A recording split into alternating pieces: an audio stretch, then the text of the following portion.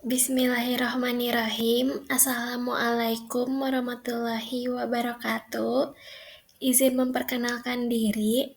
Perkenalkan, nama saya Salsabila Salina dari kelas A angkatan 2022 dengan NIM 2250191043. Di sini saya akan memaparkan tugas sebelum praktikum farmasi terpadu, bab 2 yaitu formulasi dan evaluasi sediaan farmasi. Sebelum saya masuk untuk memaparkan materi, di sini saya terlebih dahulu akan menjelaskan pokok bahasan yang akan dibahas. Yang pertama yaitu ada formulasi dan evaluasi sediaan farmasi. Kemudian ada parameter evaluasi fisik utama pada sediaan tablet dan sirup atau suspensi berdasarkan Farmakope Indonesia. Kemudian ada fungsi dan prinsip kerja instrumen dan aparatus viskometer, variabilator, dissolution tester, hardness tester, moisture analyzer, dan tap density tester dalam konteks evaluasi mutu sediaan farmasi. Kemudian, ada penulisan persyaratan stabilitas fisik sediaan emulsi dan faktor-faktor yang dapat memicu ketidakstabilan fisik, misalnya seperti creaming, cracking, atau sedimentasi. Sebelum saya masuk untuk menjelaskan formulasi dan evaluasi dari sediaan farmasi, di sini saya akan menjelaskan terlebih dahulu apa itu sediaan farmasi. Sediaan farmasi merupakan produk yang dibuat dengan menggunakan bahan aktif dan bahan tambahan yang memiliki efek terapi atau kesehatan pada manusia atau hewan. Sediaan farmasi dapat berupa padat, cair, semi padat, gas, atau aerosol. Sediaan farmasi juga dapat dibedakan menjadi sediaan steril dan non-steril. Kemudian di sini saya akan menjelaskan formulasi dan evaluasi. Formulasi dan evaluasi sediaan farmasi merupakan kompetensi inti yang mencakup penerapan ilmu dan teknologi kefarmasian dalam perancangan, pembuatan, dan penjaminan mutu sediaan obat. Nah, secara spesifik berfokus pada mutu fisik dari sediaan yang merupakan aspek krusial dalam menentukan pada proses kemudahan produksi, pelepasan zat aktif, stabilitas produk, hingga penerimaan kepada pasien. Kemudian, di sini ada aspek mutu fisik dari sediaan farmasi. Yang pertama yaitu ada formulasi dan evaluasi fisik dalam aspek research and development atau yang bisa disebut dengan R&D. Kemudian yang kedua ada produksi dan in-process control atau yang bisa disebut dengan IPC. Dan kemudian ada compounding dan dispensing. Yang pertama saya akan jelaskan dahulu yaitu ada formulasi dan evaluasi fisik dalam aspek research and development atau yang bisa disebut dengan R&D. Di sini yang pertama ada preformulasi fisik, yaitu preformulasi fisik melakukan studi sifat fisik bahan aktif dan eksipien seperti ukuran partikel, polimorfisme, higroskopisitas, laju disolusi intrinsik, dan karakteristik aliran serbuk. Data ini esensial untuk memprediksi perilaku bahan dalam formulasi dari produksi. Kemudian, ada perancangan formula. Perancangan formula menetapkan jenis sediaan seperti solida, likuida, dan semi-solid. dan komposisi kuantitatifnya untuk mencapai karakteristik fisik yang optimal. Seperti yang pertama yaitu solida. Ada kekerasan, friabilitas, waktu hancur, laju disolusi, dan sebagainya. Kemudian yang kedua ada semi-solid, yaitu ada viskositas, pengukuran pH untuk kenyamanan atau stabilitas, dan homogenitas. Kemudian yang ketiga ada steril. Di steril ada kejernihan dan tonisitas. Masih di bagian R&D atau Research and Development, yaitu ada studi stabilitas fisik. Di studi stabilitas fisik melakukan uji stabilitas untuk memantau perubahan atribut fisik produk seiring waktu, misalnya pemisahan fasa, perubahan warna, perubahan viskositas atau sedimentasi untuk menentukan usia simpan produk. Kemudian kita masuk yang kedua yaitu produksi dan in-process control. Di sini di tahap produksi dan in-process control yaitu tahap produksi memastikan sediaan dibuat sesuai dengan rancangan dengan IPC berfungsi sebagai early warning system atau yang disebut dengan sistem peringatan dini untuk mendeteksi masalah atau potensi kegagalan sedini mungkin sehingga dapat mencegah terjadinya kegagalan batch. Masih di produksi dan in-process control. In-process control, pengujian yang dilakukan selama proses produksi untuk memastikan konsistensi dan kualitas produk di antara lainnya yaitu yang pertama ada untuk granul, seperti pengujian kadar lembab, sifat alir, dan kompresibilitas. Kemudian, IPC tablet yaitu seperti pengujian keseragaman bobot, kekerasan, dan ketebalan. Kemudian, ada IPC sediaan cair atau semi-solid seperti pengujian pH, viskositas, dan homogenitas. Kemudian selanjutnya ada compounding dan dispensing. Yang pertama yaitu compounding atau peracikan. Melibatkan penyiapan sediaan seperti puyer, kapsul, racikan, atau krim khusus berdasarkan resep. Peracikan wajib memastikan homogenitas atau distribusi zat aktif merata, keseragaman bobot atau dosis, dan penerimaan pasien, misalnya tekstur, rasa, atau tampilan. Kemudian ada evaluasi fisik CND, yaitu pengecekan keseragaman warna untuk campuran serbuk, homogenitas visual untuk suspensi atau emulsi racikan, dan volume atau berat total yang tepat dan sesuai berdasarkan etiket. Kemudian ada dispensing atau penyerahan, yaitu untuk memastikan stabilitas fisik sediaan racikan dalam wadah akhir dan memberikan instruksi kepada pasien mengenai cara penyimpanan untuk menjaga kualitas fisik. Misalnya, menghindari pemisahan fasa atau perubahan bentuk yang mungkin terjadi. Kemudian di sini sudah masuk ke parameter evaluasi fisik utama pada sediaan tablet dan sirup atau suspensi berdasarkan Farmakope Indonesia. Di sini ada evaluasi fisik utama pada tablet. Yang pertama yaitu ada keseragaman bobot. Keseragaman bobot pada tablet untuk mengukur keseragaman berat setiap tablet untuk memastikan dosis zat aktif yang konsisten.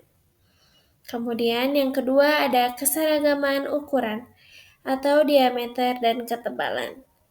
Diameter tablet harus berada dalam proporsi ideal dengan ketebalan diameter yang tidak boleh lebih dari 3 kali ketebalan dan ukuran yang seragam penting untuk konsistensi dosis dan tampilan tablet. Kemudian yang ketiga ada kekerasan tablet. Kekerasan tablet menilai ketahanan tablet terhadap tekanan sesama pengemasan dan transportasi agar tidak mudah hancur. Kemudian, yang keempat ada kerapuhan atau friability. Uji ketahanan tablet terhadap abrasif untuk memastikan tablet tidak mudah pecah atau hancur. Kemudian ada waktu hancur. Waktu hancur atau disintegration time. Waktu yang dibutuhkan tablet untuk hancur di bawah kondisi tertentu, mempengaruhi laju pelepasan zat aktif. Kemudian ada uji disolusi, yaitu untuk menilai jumlah dan kecepatan zat aktif yang larut dan dari tablet dalam kondisi yang menggambarkan bioavailabilitas obat. Kemudian masih di parameter evaluasi fisik utama pada sediaan berdasarkan Farmakope Indonesia. Yang tadi sudah dijelaskan yaitu ada tablet, kemudian yang akan saya jelaskan sekarang yaitu sirup atau suspensi. Di sini ada evaluasi fisik utama pada sirup atau suspensi. Yang pertama ada uji organoleptik, yaitu pengamatan warna, bau, rasa, dan bentuk sediaan menggunakan indera manusia untuk memastikan keseragaman dan kestabilan. Kemudian yang kedua ada pH, yaitu pengukuran keasaman sediaan untuk suspensi batas pH antara lain yaitu 4 hingga 7 sesuai dengan Farmakope. pH mempengaruhi stabilitas dan kenyamanan untuk penggunaan. Kemudian yang ketiga ada bobot jenis atau density. Nah, di sini untuk mengukur berat jenis untuk memastikan kestabilan fisik formula. Kemudian ada viskositas, yaitu untuk menentukan kekentalan dan memastikan suspensi mudah dituangkan tetapi tetap menjaga kestabilan partikel. Kemudian yang kelima ada sedimentasi, yaitu mengukur kecepatan dan volume pengendapan partikel. Suspensi yang baik harus memiliki pengendapan lambat dan endapan yang mudah terdispersi kembali. Kemudian yang terakhir ada keseragaman partikel. Partikel harus seragam ukurannya dan tidak cepat mengendap, suspensi stabil dan efektif. Kemudian saya akan memaparkan fungsi dan prinsip kerja instrumen dan aparatus viskometer, variabilator, dissolution tester, hardness tester, moisture analyzer, dan tape density tester dalam konteks evaluasi mutu sediaan farmasi. Yang pertama, yaitu ada viskometer. Viskometer sendiri berfungsi untuk mengukur kekentalan atau viskositas suatu cairan atau sediaan seperti emulsi, pasta, dan sirup. Prinsip kerja viskometer yaitu mengukur gaya gesek internal fluida saat dialirkan atau diberi gerakan untuk menentukan seberapa cair atau kental sediaan tersebut. Kemudian, ini ada gambar alat viskometer. Selanjutnya ada variabilator atau variability tester. Nah, di sini variability tester fungsinya menguji ketahanan tablet terhadap kerapuhan dan pengikisan selama penanganan dan pengemasan. Prinsip kerjanya yaitu tablet dimasukkan ke dalam drum yang berputar pada kecepatan tertentu. Setelah putaran selesai, bobot tablet diukur untuk menghitung bobot yang hilang akibat pecah atau rusak. Ini ada gambar dari variability tester, alatnya. Kemudian ada dissolution tester. Fungsi dari dissolution tester yaitu untuk mengukur laju dan jumlah zat aktif yang larut dari sediaan tablet dalam cairan simulasi tubuh. Prinsip kerja dari dissolution tester yaitu tablet ditempatkan di media pelarut yang diaduk pada suatu suhu dan kecepatan tertentu. Sampel cairan diambil secara berkala untuk dianalisis kandungan zat aktif yang terlarut. Di sini ada alat dissolution tester dengan 4 tabung. Kemudian alat yang keempat ada hardness tester atau penguji kekerasan. Di sini hardness tester berfungsi untuk mengukur kekerasan tablet, yaitu ketahanan terhadap tekanan atau deformasi. Kemudian, ada prinsip kerjanya dari hardness tester atau penguji kekerasan itu sendiri, yaitu perangkat memberikan tekanan pada tablet sampai terjadi pecah atau deformasi, dan kekerasan diukur berdasarkan gaya atau tekanan yang dibutuhkan. Di sini ada alat hardness tester atau penguji kekerasan. Kemudian selanjutnya yang kelima ada moisture analyzer. Fungsi dari moisture analyzer yaitu berfungsi untuk mengukur kadar atau kandungan air dalam bahan atau sediaan secara cepat dan real time. Prinsip kerja sampel dipanaskan pada suhu terkontrol sehingga air menguap dan pengurangan berat sampel diukur untuk menentukan kadar air. Di sini ada alat untuk moisture analyzer. Kemudian, alat yang keenam ada tape density tester. Fungsi dari tape density tester yaitu untuk mengukur densitas tertapping, yaitu berat jenis bahan padat atau bubuk setelah dilakukan pemadatan dengan getaran atau tapping. Kemudian prinsip kerjanya yaitu bahan dimasukkan ke dalam tabung yang digetarkan atau diketuk berulang sampai volume stabil yang dicapai. Kemudian massa dibagi dengan volume untuk mendapatkan densitas yang dipadatkan. Ini ada gambar alat tape density tester. Kemudian ada penulisan persyaratan stabilitas fisik sediaan dari emulsi. Persyaratan stabilitas fisik emulsi yang pertama ada penampilan fisik. Emulsi harus homogen dan tidak mengalami pemisahan fase yang menetap selama periode penyimpanan. Kemudian ada pH.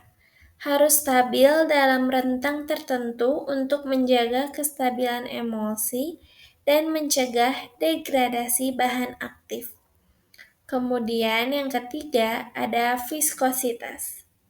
Viskositas emulsi harus konsisten untuk menjaga stabilitas dan kemudahan pemakaian. Di sini ada tipe-tipe emulsi. Emulsi terdiri dari 2 tipe, ada yang oil in water atau water in oil.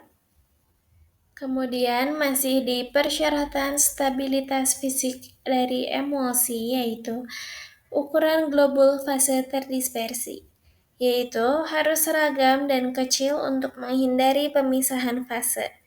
Kemudian ada uji sentrifugasi yaitu dilakukan untuk melihat kecenderungan pemisahan fase.